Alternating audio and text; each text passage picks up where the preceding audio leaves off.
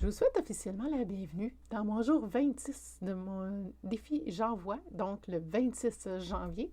Ça va vite, ça va vite, ça va vite, hein, je le dis depuis le début, mais c'est pas grave, je répète et je radote et je m'assume. Alors voilà, aujourd'hui, on partage une récente compétence. Alors, j'ai choisi de vous parler de celle que j'aime beaucoup. Et non, je ne parlerai pas de Qigong aujourd'hui, même si j'en parle régulièrement. Je vais venir vous jaser de ça, de maître guérisseur Reiki. C'est nouveau pour moi, cette compétence-là, depuis 2020. Et puis, c'est quelque chose que j'ai rajouté. Et dans le fond, c'est venu à moi durant la pandémie. Et à un moment donné, j'ai compris pourquoi que j'avais beaucoup de picotements dans mes doigts. J'ai compris que c'était parce que j'avais énormément d'énergie qui circulait dans mes mains et c'était la façon à l'énergie de me dire qu'elle était là, qu'elle était présente. Et quand j'ai vu que j'en avais autant que ça, je me suis dit, je ne peux pas garder tout ça pour moi. C'est impossible, c'est impensable que je garde ça seulement pour moi. Alors, j'ai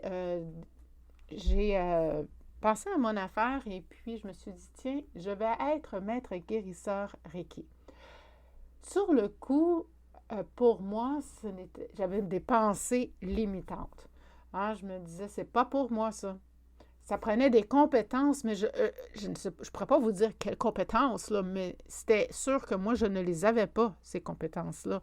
Voyons, c'est pas... Là, je me disais dans ma tête, c'était pas n'importe qui peut être maître Reiki. Pour moi, c'était des personnes là, qui avaient atteint un haut niveau là, de spiritualité ou un haut niveau de je sais pas quoi. Puis que c'était réservé à certaines personnes que moi, en dedans de moi, je ne l'avais tout simplement pas ça. Forcé d'admettre que je l'ai moi aussi et que c'était une façon de venir partager cette belle énergie-là que j'ai à redistribuer. Alors, je vais vous en parler un petit peu plus de mes soins, de comment que je fais mes pratiques. Mais avant ça, j'ai voulu venir vous parler un peu d'histoire. Vous le savez déjà sûrement, sinon je vais vous le dire. Je suis une passionnée d'histoire et j'adore connaître la source de bien des affaires. Savoir d'où ça vient, d'où ça part, moi, ça me fascine. Vraiment. Et puis, j'ai voulu donc vous parler un petit peu plus en détail, un peu plus en détail, mais pas trop non plus. Je vous casserai pas trop la tête avec ça, mais l'histoire du Reiki, je vais vous dire que ça remonte bien au-delà des années 1800. C'est vraiment quelque chose de vraiment loin. C'est une époque où il y avait les premiers récits qui ont commencé à émerger. Fait que ça veut dire que le Reiki, il était déjà là avant ça. Cette pratique-là, elle trouve des racines dans des civilisations anciennes, puis tout particulièrement au sein de la mystérieuse civilisation de Mu, qui était aussi à peu près en même temps, je dirais, que le fameux continent Atlantide, tous deux disparus, tous deux submergés. Dans ces peuples-là, les enfants de cette civilisation-là, ils ont reçu des enseignements du Reiki dans leur début de parcours scolaire, éducatif. Puis, ça a commencé, c'est comme ça que leur voyage spirituel a commencé. Si on pense au Reiki, le niveau 1, c'était leur introduction qu'on pourrait comparer à notre école primaire. Ensuite de ça, on a le Reiki 2 que ça pourrait être l'équivalent de notre éducation au secondaire. Finalement, on arrive au Reiki 3, qui est le niveau enseignant-maître Reiki. Bien là, ça pouvait être accessible, là, oui, aux éducateurs, mais aussi à n'importe qui voulait aspirer à aller plus loin dans ce savoir-là. Et les connaissances se sont perpétuées, puis il s'est allé au-delà de ce continent-là, ce qui fait que quand que le continent a disparu, ben les connaissances étaient déjà là, et puis ces connaissances-là se transmettent de maître en maître depuis des générations et des générations. Et puis c'est comme ça que ça s'est perpétué un peu partout dans le monde. C'est vraiment fascinant. Moi, j'adore ça. Et puis, je vous parlais, c'est ça, j'ai de maître Reiki, que j'ai acquis cette compétence-là durant la pandémie. Ensuite de ça, j'ai également fait une autre formation, pas une autre formation, mais ce que je voulais dire, c'est que j'ai... oui, ben c'est ça, j'ai été me former aussi comme maître Reiki, mais là, plus le Reiki dragon qu'on appelle. Et puis ça, c'est le dragon de feu.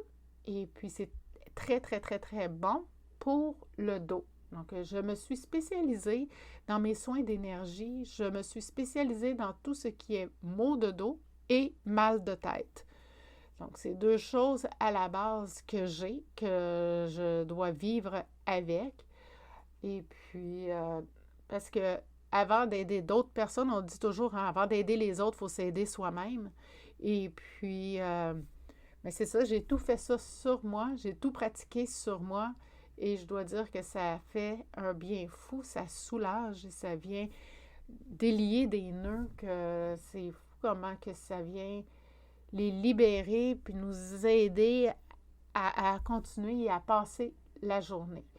Le Reiki, mon niveau de maître guérisseur Reiki est très bon et très efficace si on le fait à distance, donc aucune limite. L'énergie voyage dans les airs et tout ça. Donc, même si vous êtes, exemple, en Europe, ça se fait très bien.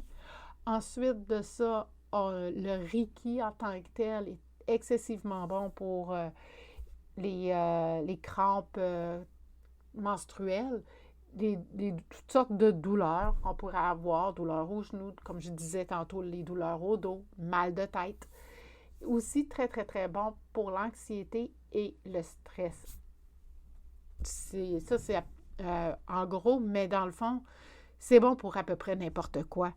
Si vous vous sentez déstabilisé, si vous vous sentez un peu en perte d'énergie subite, le fait de recevoir le soin d'énergie, ça va venir vous craquer, ça va venir vous booster pour vous donner ce petit regain-là que vous avez besoin. Comme je le disais, ça se fait très, très, très bien à distance. Et puis, on peut le faire aussi en présentiel, mais c'est pas nécessaire. J'ai fait le 3/4 à distance et puis que ce soit en Europe, que ce soit quelqu'un qui reste à Québec, que ce soit quelqu'un qui reste proche de chez moi, le soin se fait très bien à distance. Alors ça, c'est vraiment génial pour ça. Et c'est aussi pour cette raison-là que je suis en mesure de vous aider dans d'autres soins énergétiques à distance.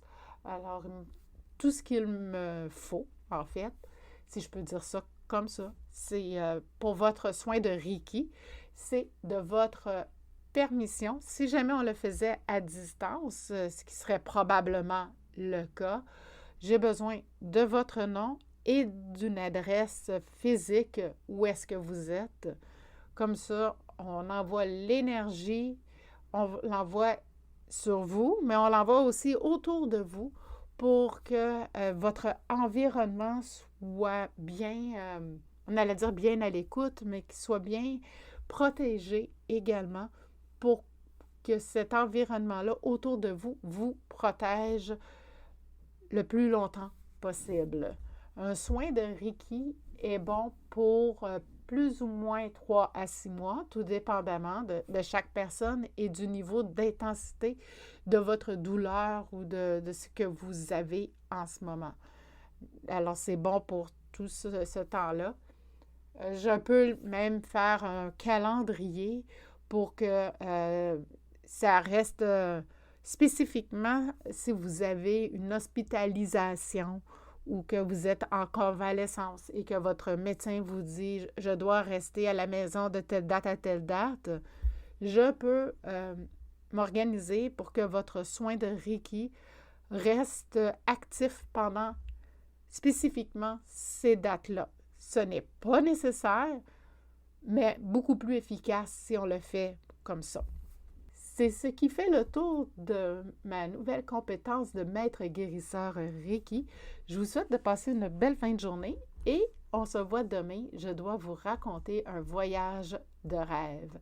Alors, bien hâte de vous jaser ça. Et puis si jamais vous êtes intéressé à recevoir le soin de Reiki, je vais vous mettre en lien d'épisode mon lien de Calendly. Vous allez pouvoir prendre un rendez-vous avec moi et on pourra regarder ça ensemble, comment je peux vous aider, comment je peux vous guider au travers ce beau soin énergétique-là. Encore une fois, passez une très belle fin de journée et on se reparle demain pour un autre jour du défi J'envoie 2024.